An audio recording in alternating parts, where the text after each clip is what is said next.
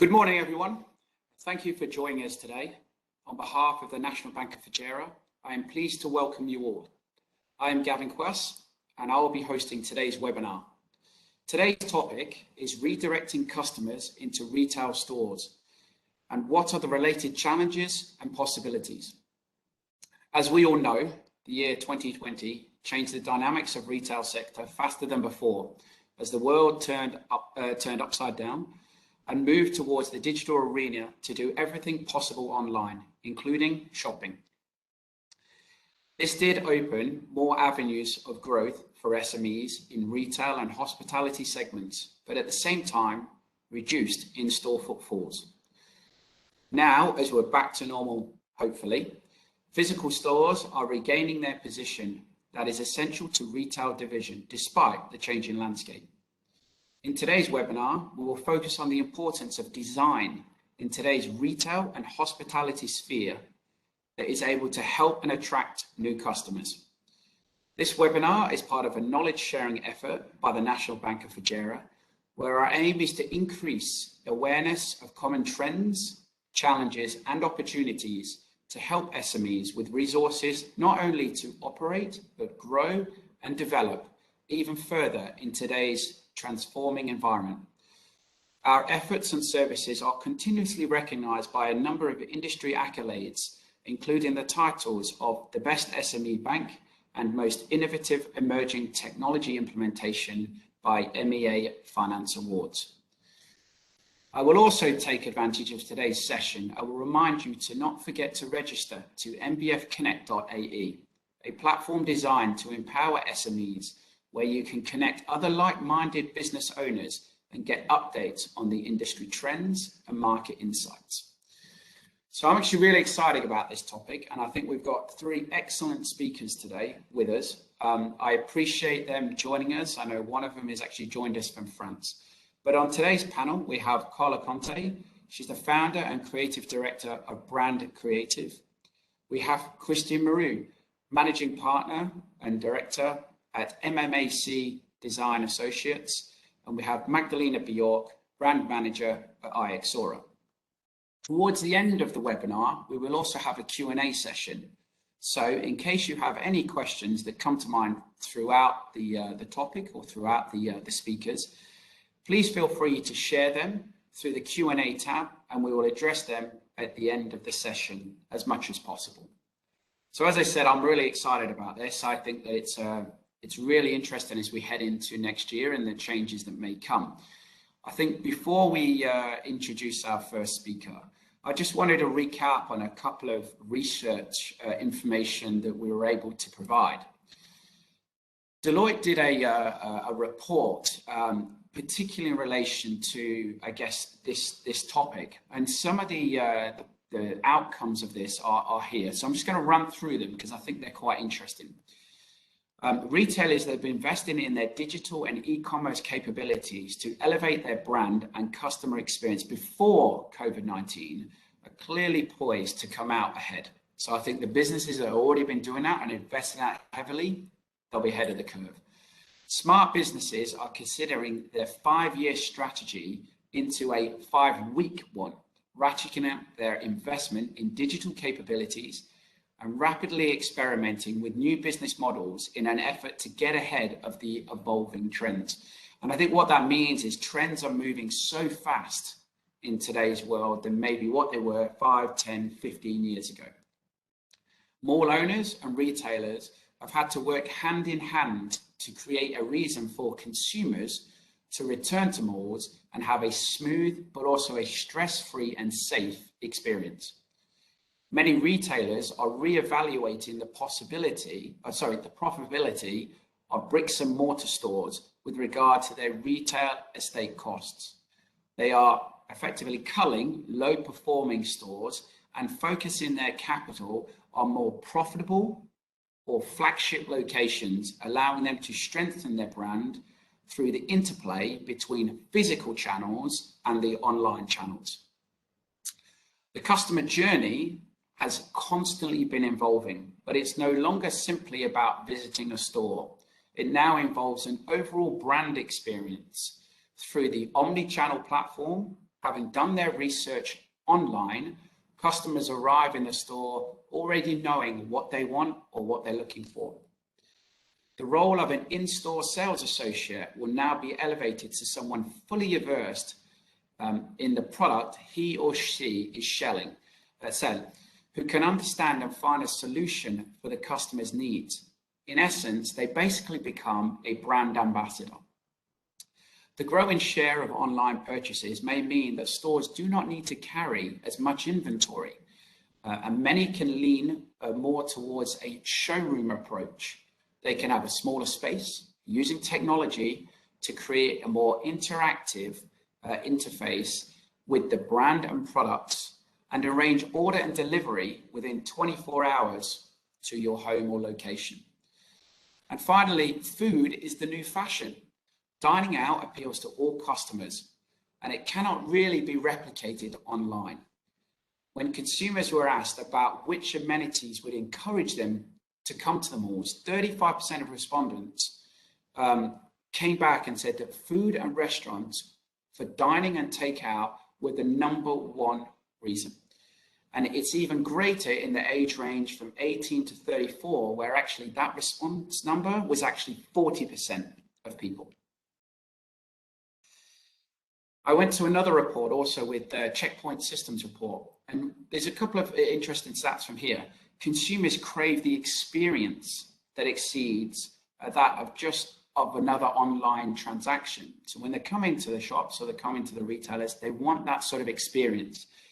And instead of looking at time browsing and enjoying the social aspects of sort of the in-store experience, it's about enticing customers to spend in-store whilst creating an agile, responsive environment with improved operations, so improved service, improved efficiency. And finally, effective retail design has the potential to increase sales up to 40%.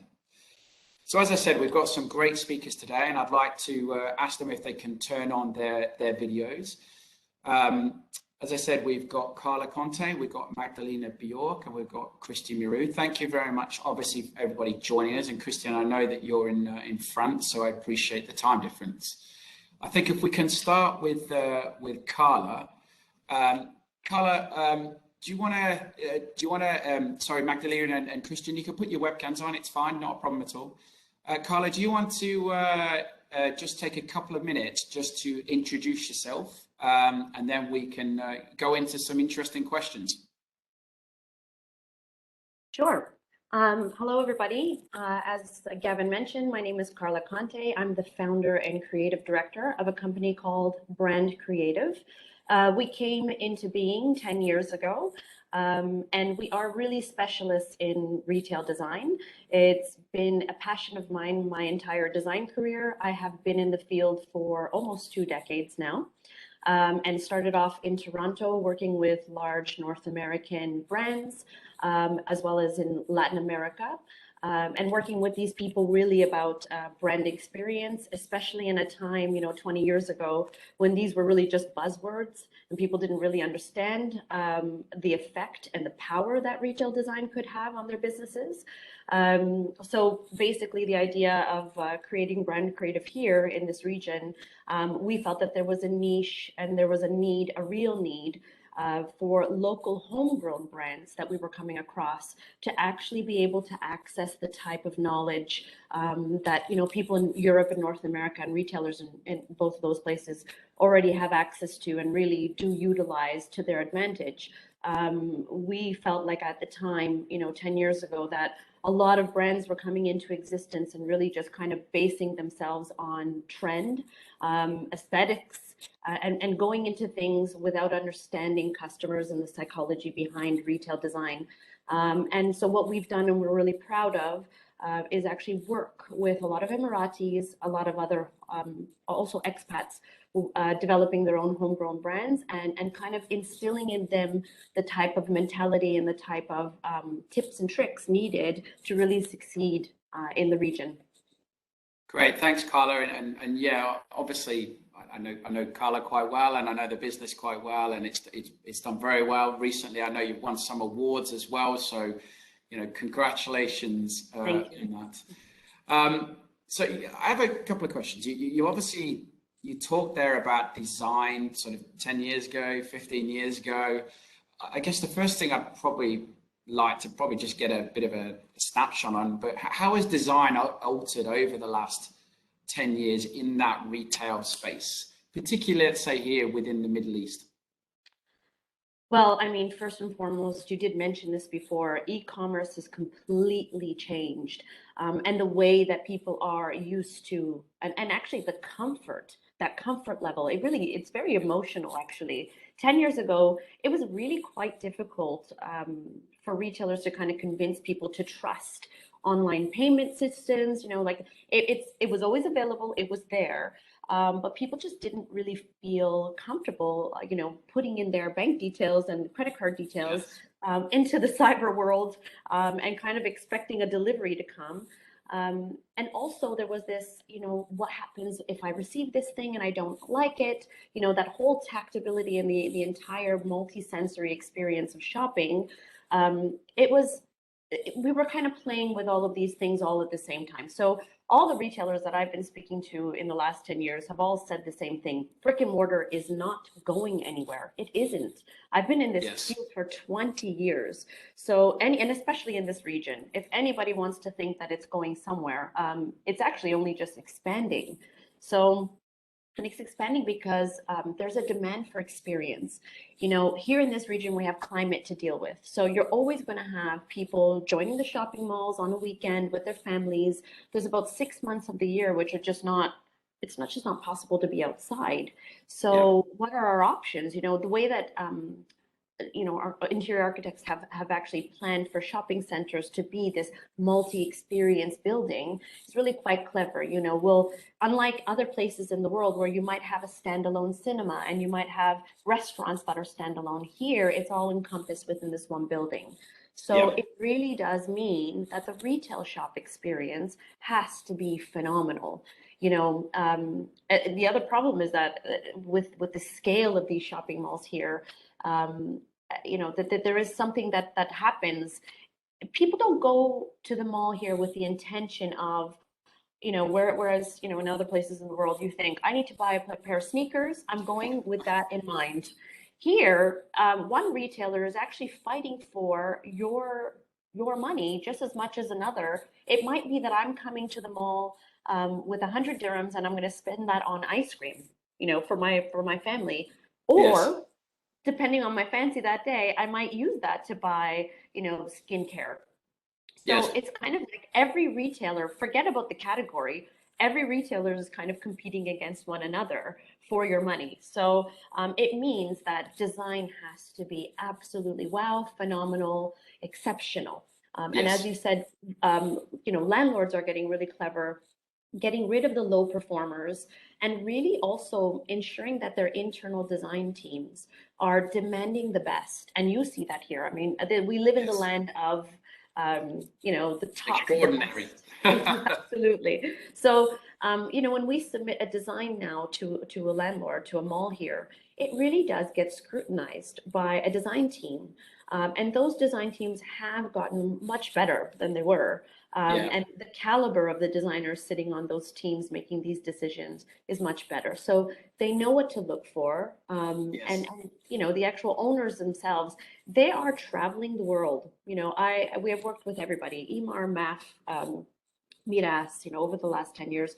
These people are really traveling the world and understanding the benchmarks. Yeah. So when we face them, they're not just referring to the local competition. They're Yeah. actually referring to a beautiful shop in Tokyo, I was going and to say it's very, very, very sort of very sharp on that end, and I would imagine that the retail shops themselves, then the independent retailers, then also have to, carry an excellence about them as well. So it elevates the whole experience from a customer, from not just the mall, but all the other aspects in there. absolutely. Why has so that brings quite nicely to the next one. Okay, why then has the sort of retail experience, and I talk about experience because I think that's what a lot of this drives down to is customer experience. How does a customer feel? Customer input. Why has that become so critical now, maybe than again what it was beforehand? I think that comes down to a few things. I mean, along with technology, there's also, the rise of social media. And, Yes. people and this whole fear of missing out. So when people are at the mall and actually sharing their experiences with brands, and actually even goes beyond just the regular customer, you've got the hyper influencer who's also out there helping these brands actually get their messages out. Um, I feel like that part of the experience, and actually as a designer, really thinking about social media, it's something I didn't start off with. Having to imagine where in this shop am I going to create a moment for an influencer to actually really interact with the brand that's meaningful in a very meaningful way, and which actually will provide the brand with a platform that showcases their product or what their products can do in the best way. So the experience goes even just beyond, a trial station or a demonstration area, which have always kind of been there. It really has become this platform for people to kind of help elevate the presence of that brand externally. So yeah, design has had to really encompass all of these other new things, which just weren't there before, and technology as well. You think about self checkouts, you think about beyond just trialing something.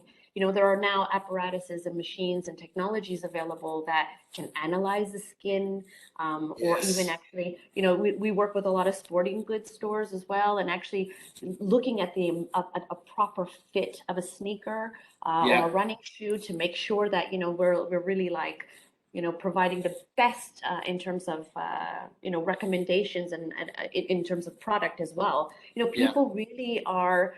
There's an expectation for that now. If you're I going to get me was out of my living room, I want to be wowed. Yeah, I was going to say it was the same when I remember going to one of the sports shops and yeah, in the old days you used to be able to just, put on trainers and you'd have to run around the actual shop floor, right, to test it. Whereas, sometimes they have a treadmill on here or they take a video of it. The video is on the big screen. You can actually see it, how your foot lands, how your foot moves, for example. They do it with the bicycles as well, when you're cycling as well. So I think that that whole experience and the experience above and beyond, as in what the actual physical product is, I think is what you then, are able to almost justify the pricing to a certain extent because you're getting everything encompassed.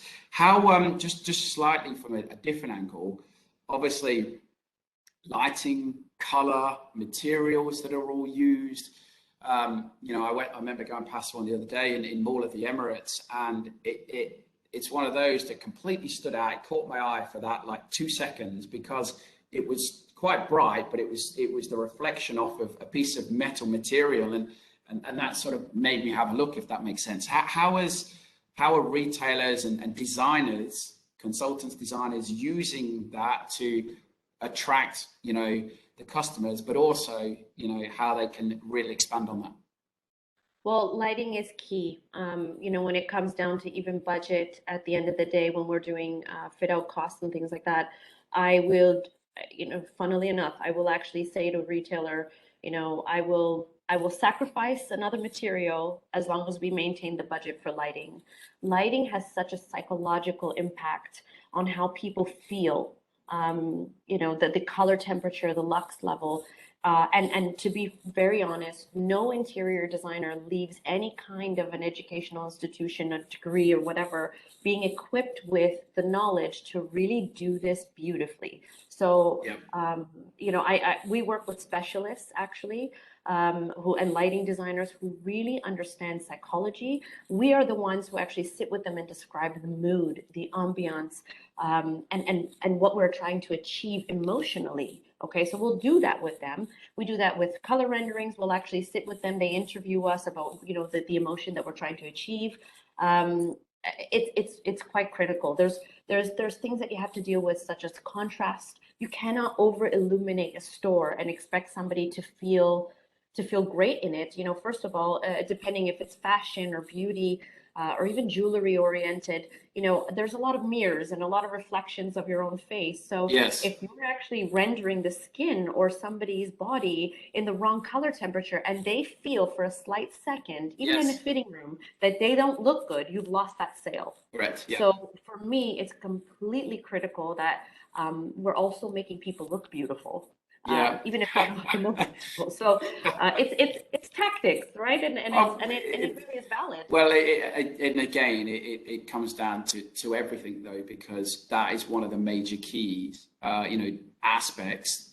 But there's a rounded aspect to that for all the other pieces that are, you know, that are there. I know technology these days, you're able to have it where you can try the dress on and it'll actually put you on like a walkway, so you can actually see it and you're like, oh, okay, and it might put you into a city or something. So there are different aspects that are around, and I think that, you know, that's, again, I noticed as you look at a lot of the shops, a lot of the sort of maybe I think darker, little bit older style type, you know, retail shops, it doesn't capture you as much, and certainly lighting and color and all that has really come out in you know, the last part of a few years to really develop. I'll just move on to a couple of other questions here. I'm just conscious of time. We talked a little bit about technology. How has technology in the retail design space, how has that sort of, you know, greatly changed a customer experience?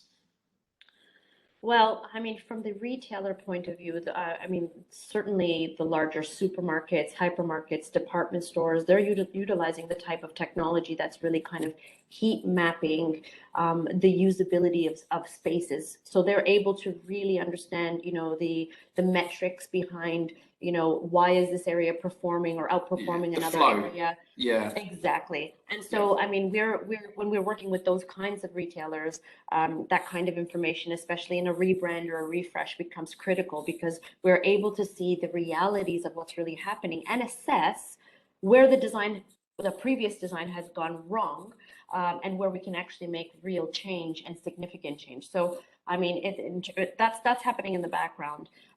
Customer facing wise, you know, as I mentioned, the self-checkout has become really important. You know, people, and especially again, that does kind of change here in the Middle East, because we know, having spoken to our own retailers, that the self-checkout areas are often not utilized the way that they would be in other parts of the world. You know, everybody is really kind of time crunched and convenience based on their shopping in Europe and North America. Whereas here, this is really a pastime, a hobby. I go shopping with my family for groceries with pleasure. You know, we browse, we spend all Friday doing it. So we're not in a rush at the checkout. So again, you know, there are these technologies available, but whether or not they get utilized is a different thing. And then, you know, as I mentioned before, these apparatuses that actually make the retailer and the salesperson an expert, such as the treadmill machine, you know, in the sporting goods area, or the skin and hair analysis machines, that really do help, you know, these salespeople make qualified decisions with you in store. Yes. It's an expectation now. So all of I think that's. I was going to say, I think that in the intro, I sort of meant they become more brand ambassadors because they know far more about it, and therefore you feel far more connected, you know, to that. And so technology necessarily helps. Just lastly, you know, and I know I sort of asked you about this question, so you might be able to give us a couple of minutes, just an overview, but what's been the most innovative retail project you have ever seen? So this doesn't have to be here, but it'd be, you know, what's really gone, wow, if that makes sense. Well, I mean, I think in general, there's two big brands that come to mind that are doing a phenomenal job. I mean, every retailer and it doesn't matter the segment, everybody refers back to Apple. You know, Apple has a way of simplifying design and making things and crafting things beautifully, not just in their own products, you know, but also in the spaces that they're creating, the integration of nature, these pared back aesthetics that are kind of really speaking to people. You know, it's amazing how they've utilized a contrasting design. You know, they have this amazing, highly technological product that they're selling you in a really pared down space. It's quite beautiful. And everybody comes in here really like into my office, really idolizing this, from skincare to fashion to technology. Everybody refers back to Apple. So, and you know, of course, they've got the trial zones, the genius tables, all kinds of things that they've integrated in to make that experience amazing. So in general, you've got them, but also Nike is doing a phenomenal job. They really utilize materials, colors, and also actually what's important as well to millennials and to Generation Z is the use of sustainability as well. So, and they're really vocal about how sustainable they are in their design.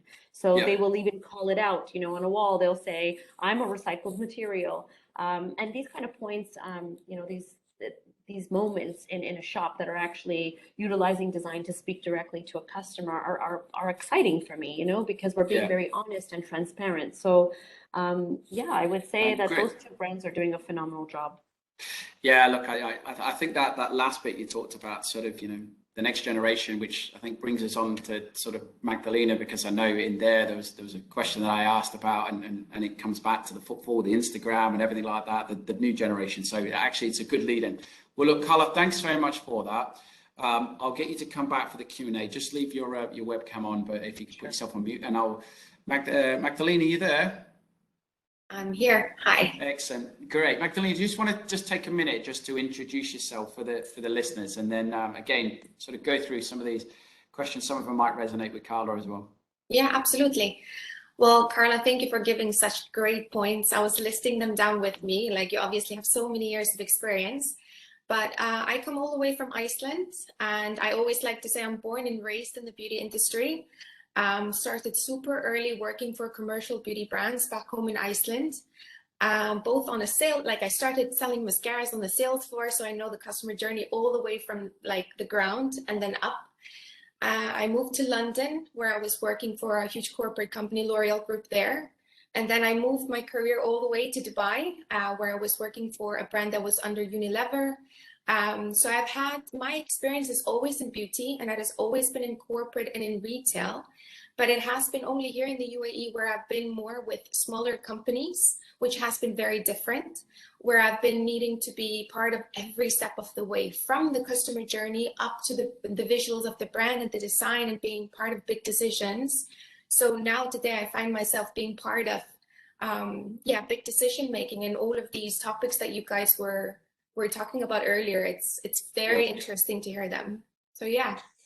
Why we'll go on to the first question, and I think that again, you know, sort of Karla touched on this with relation to sort of, you know, brick and mortar isn't going anywhere. Why do you think it's important for a business to have, you know, let's say retail, to have both brick and mortar as a location, but also that sort of omni-channel, e-commerce, digital aspect?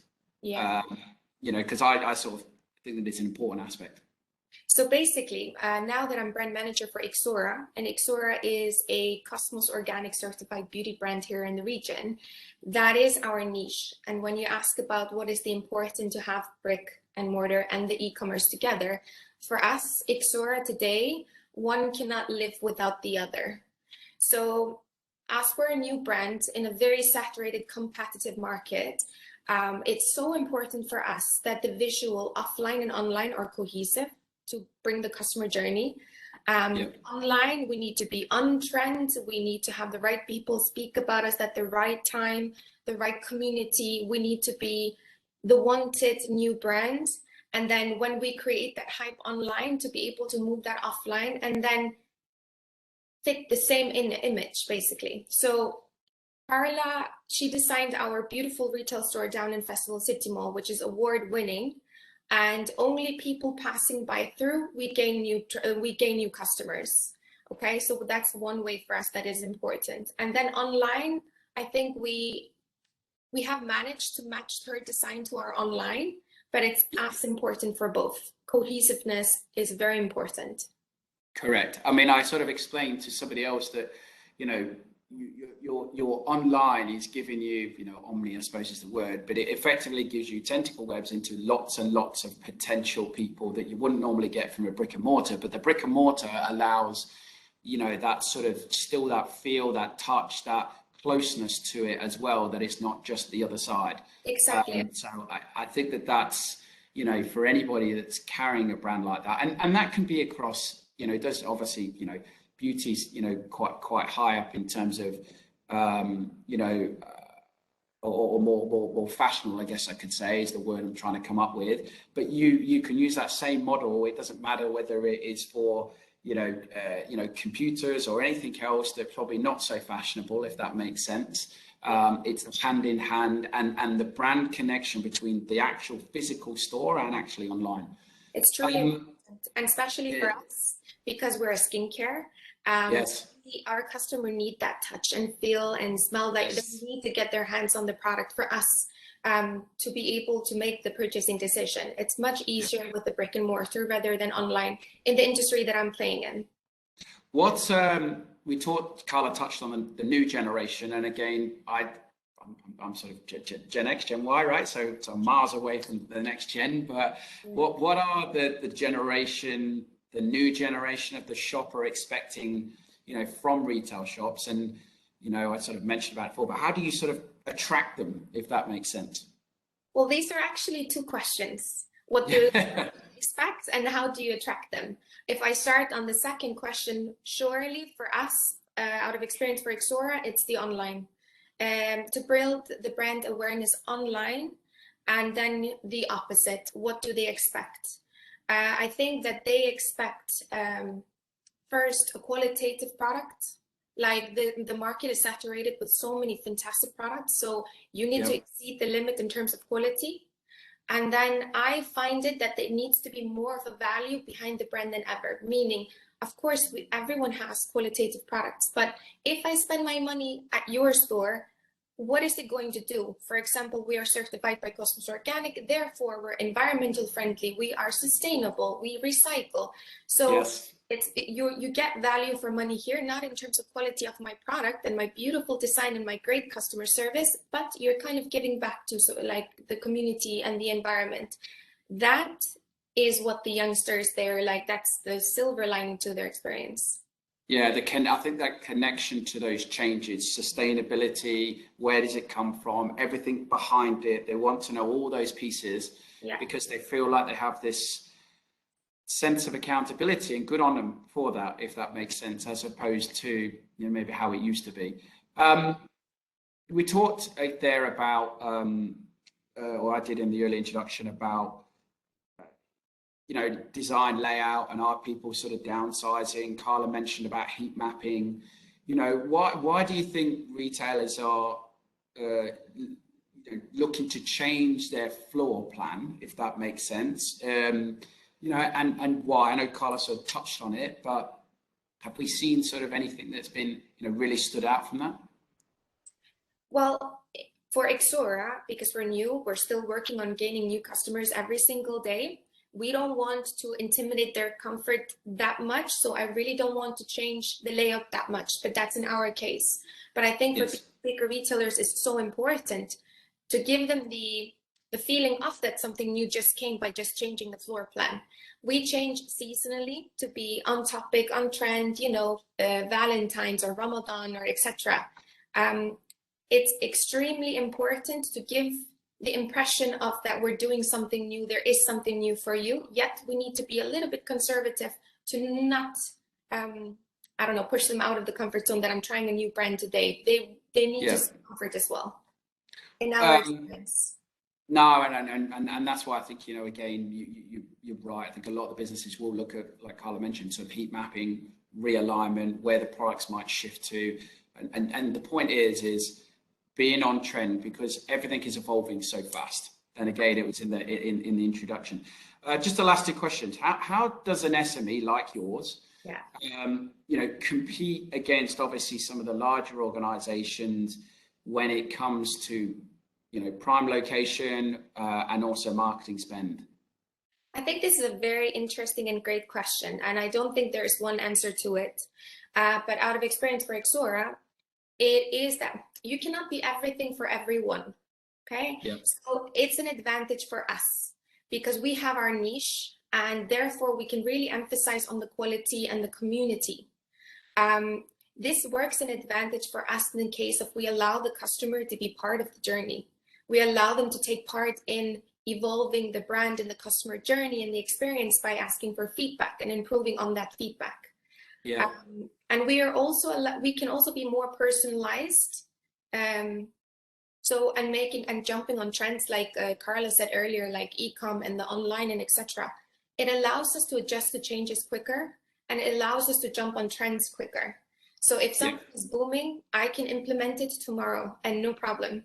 But I'll still focus on the community because I don't have the scale. So that's how it works in our advantage. And just finally, again, just very quickly for the last minute, what do you think are the top 3 aspects to remember when trying to improve your footfall as a retailer? So that was also a great question because there are so many different answers. Increasing footfall. Number 1, your online presence. Okay, that's how we increase the most footfall. That's how we gain new footfall. But we need to engage with them on a personal level to bring them down to the store or into our stores in general. The customer experience is extremely important.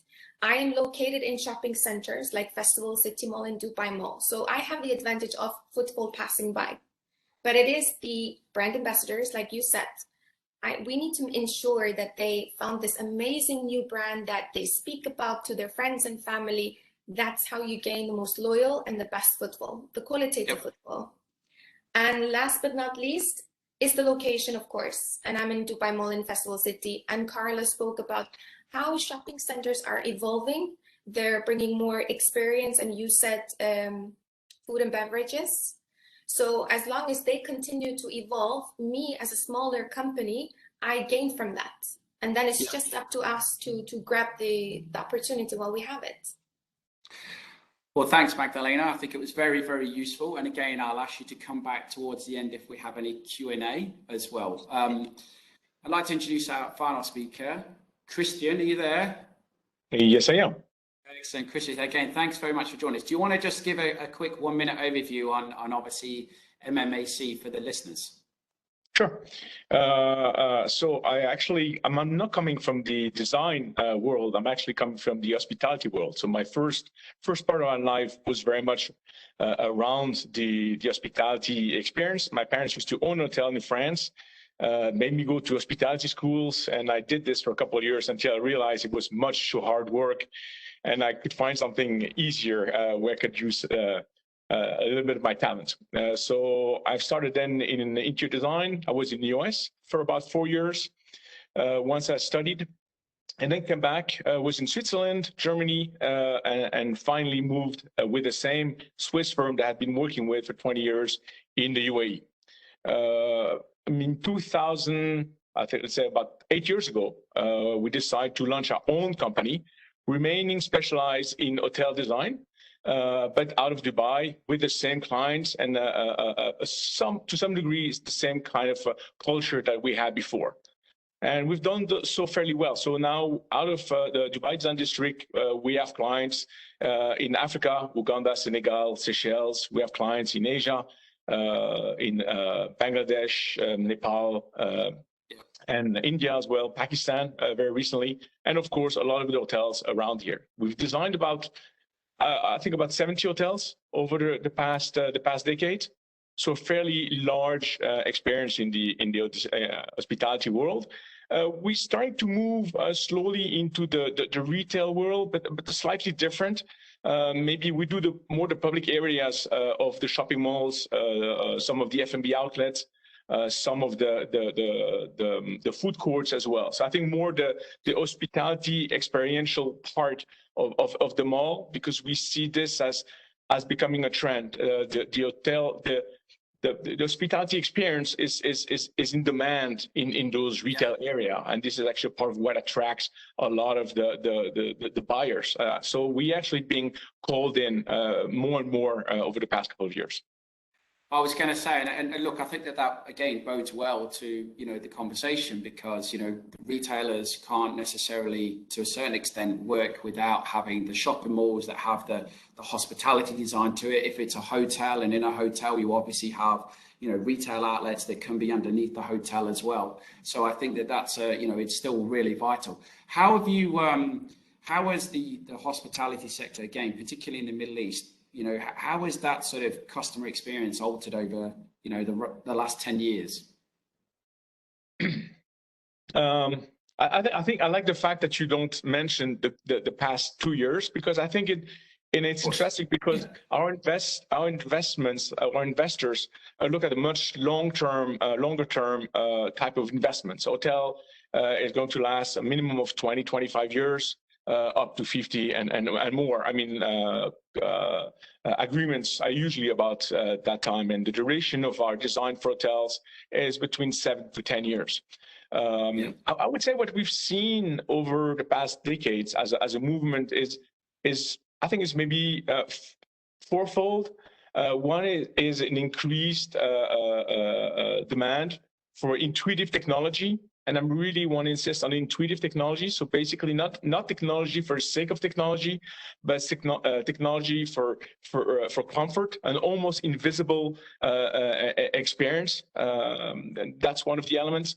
The second component of that change is connected also to the technology, is a desire for personalized experiences and freedom of choice. Some customers are now really very tech savvy, and they want to be able to go from the airport directly to their room, where they can connect the TV on their phone, and that without really requiring anyone to intervene. The check-in is done directly on your phone. The doors open with your phone, and so on. So that is really one of the experience. But that choice the choice has to be available for people who really want, and we're seeing that now post-COVID, for a real strong social interaction. So we see some people that actually enjoy meeting somebody at the reception counter, enjoy people knowing their name when they enter the restaurant. Yes. And I think that is really one of those elements where the choice really comes to stay. Another component is a very strong emphasis of authentic and relevant experience. And I think we're going away from all the hyper-standardized products. And I think this is true not just in hospitality. I think we're seeing that maybe also in the retail, where people want to have an experience that matters, or feel that actually they really understand why they're there. And it's not just for the end user, it's actually also, and we found that more and more, it's also for the staff.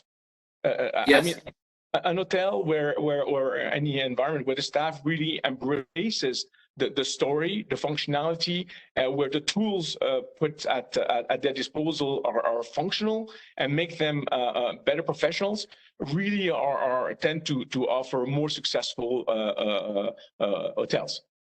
I was going to say, I think that a couple of things there. It is really nice when you go to a hotel, even when I go with my family, like probably you, Karla, and somebody goes, "Oh, hello, Mr. Quast, how are you? It's a pleasure to have you here." And it's not the person at the checkout; it's the person like when I'm coming in, or he's taking my bags to the room, or it's somebody down by the pool. That's quite a nice, a nice touch point. And yeah, you're right. When it comes to technology, I've got the kids that they're sort of jumping at me. Can you connect my iPad? And I'm like thinking, it'd just be easy if it just connected straight away for me, and I don't have to worry about it, right? Yeah. So, sort of those bits. One of the next questions I wanted to ask: how can smaller hotels obviously differentiate with design, I guess you could call it, so that they can attract a customer that they can get in competition with, say, a big organization because of what they can offer? I think there again, technology and platforms such as Booking.com and Trivago and all those support are extremely helpful. Instagram, I have to admit, it's not my favorite mode of communications. I think I'm too old for this, but I think it really plays a very, very strong role. Social media presence, it's extremely important, and this is where interior design is very important. I mean, I check regularly the Booking.com reviews from the hotels that we have designed to really make sure Yes. that the end users do actually have the experience that we've crafted for them, and maybe reassess if the experience is not that great.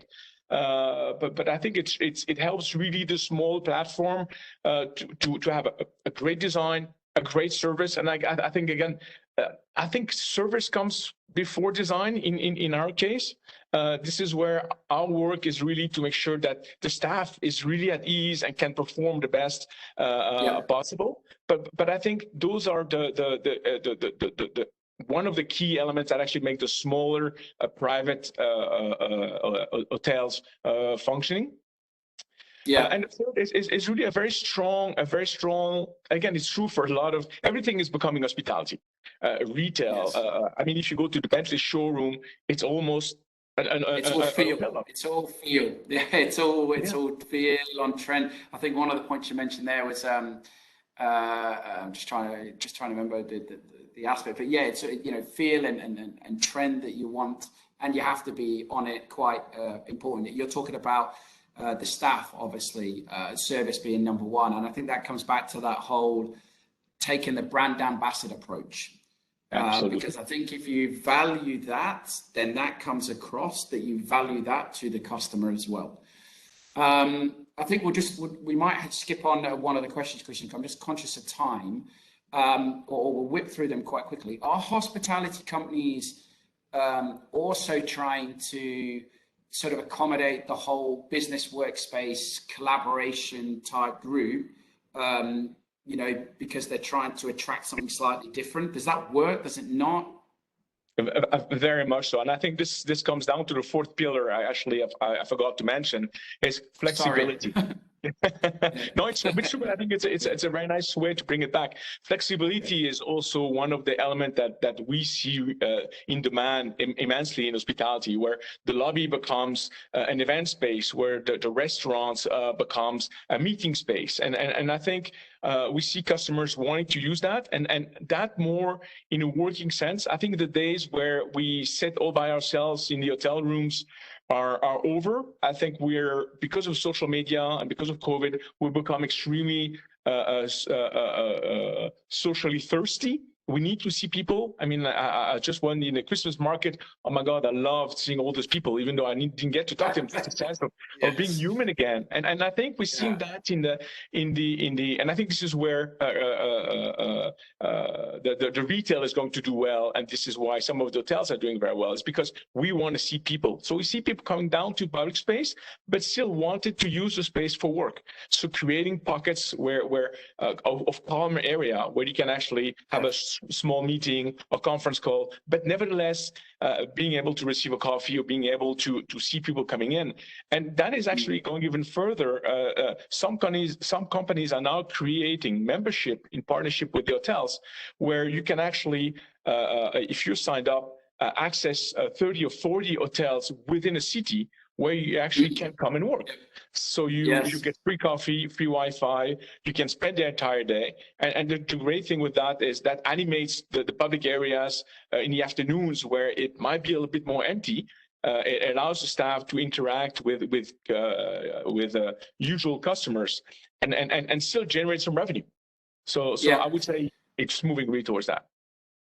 Well, look, Christian, thank you very much. I'll get you all to keep your audio on. And keep your webcams on. I think before we go to the questions, I think there's some conclusions here that I've sort of tried to put together, and I'm sure you might agree. Hopefully you won't disagree, and there might be some added points to put. But I think one of the things here, and it's mentioned across each of you, it's mentioned in the report, is the customer experience is critical.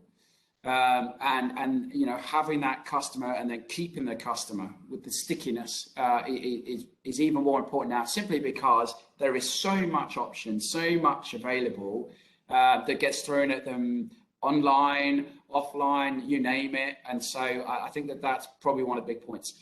You talked about, Christian did, about maybe sort of the entryways, whether that's in hotels, whether that's in the the food courts, and the fact that they need to be probably the design of them needs to attract and appeal to people, but obviously in a very, very good safety hygiene way. and whether they do have it as a bit of an interactive way. So I think that that was one of the other aspects that came out. And that's the same whether that is, I guess, in a retail shop as well. You Carla talked very nicely about, it has to have the wow factor, the beautiful kind of displays, right? Because that's what appeals to people, that's what captures them. And then, you have the other pieces that come on top of it.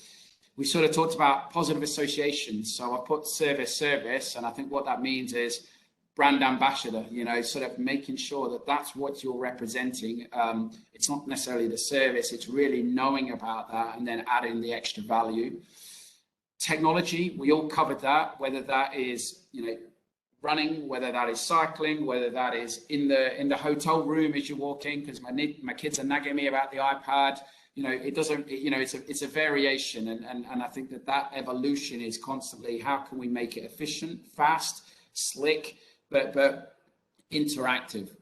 And then that brings you to the saving of time and speed, because in other markets, Carla mentioned, UK, US, Europe, they're pressed for time. Here, maybe we have a little bit more time to kind of take that thought process, but people still want the kind of efficiency at the counter, speed at the counter, and that customer service. And then the last two there is, sort of amenities, making the floor plans right, so through heat mapping and looking where people are going and redesigning.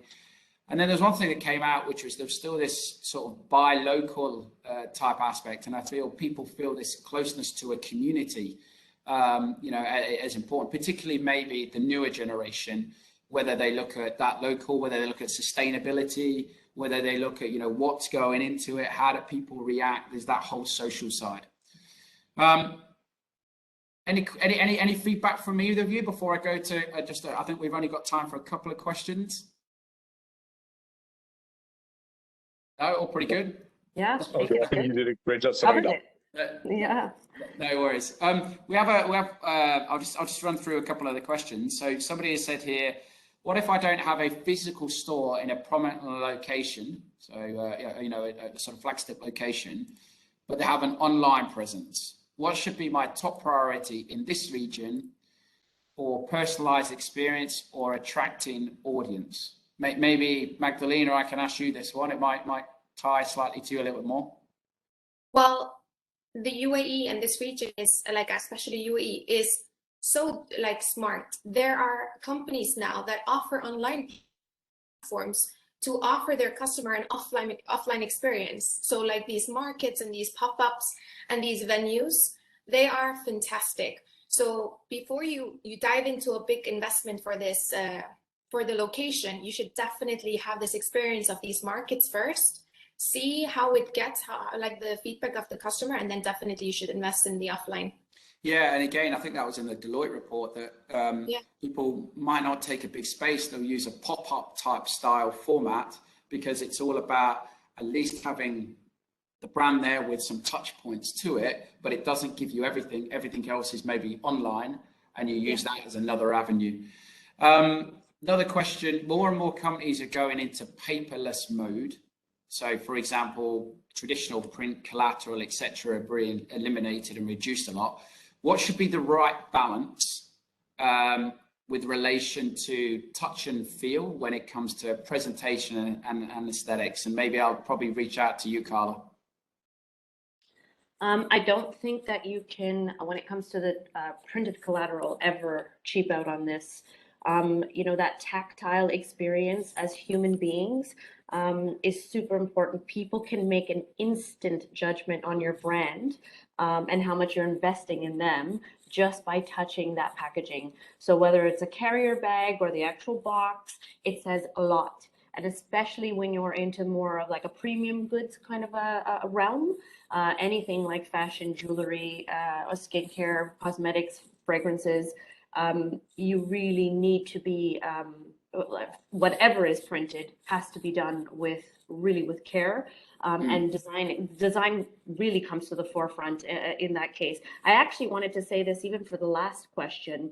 So if you don't have a physical store and you're really just relying on that digital presence, again, this is where graphic design and branding really comes into play. And again, when you try, Magdalena really can speak to this too, when you try to do things on your own, It's really difficult, number one, to find graphic designers here who can understand your branding and understand that brand story, and then actually be able to, with the quality of photography, with the quality of the actual feed, the way the design of the feed is looking, let's say if we're talking about Instagram, or even just that digital experience online on your website.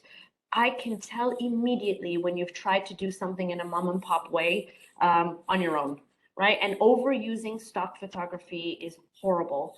You could damage the brand because you could end up using an image that is used by your direct competitor, and that becomes super obvious. So working with photographers and coming up with your own content and your own look and feel that really represents you in a quality way is so appreciated, I think, here. And the people who are doing the best with their online sales have really paid attention to the way that the aesthetics of the graphic design layouts and all of that is looking. I completely agree. When I get onto whether it's an online and the aesthetics is a bit all over the place, or the user experience is that you're like, I'm done. Yeah, very quickly, and you know that's you know, and I'm a Gen Y, Gen X, right? So you know, imagine the newer generation. It's even more. I think one of the things, just to go back on the question there, was on the paperless.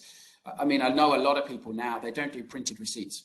It gets sent to you on an email, you know, and if you've got a warranty, they send you with a warranty that comes on an email. I know some people are even very good in the fact that they remind you that warranty is going to expire at a certain time as well, and that again is a journey that some people have. I know when it comes to, you know, shopping bags as well, you know, a lot of people now, they don't use plastic, they use other material. I know, for example, I think down at Jumeirah, they don't use the plastic straws, they use the I am not plastic straws. I know the owner of that gentleman, right? So it's you know, it's those types of things that I think are, you know, whether it's paper or anything else around that sustainability side, there are things that you can do digitally slightly different there.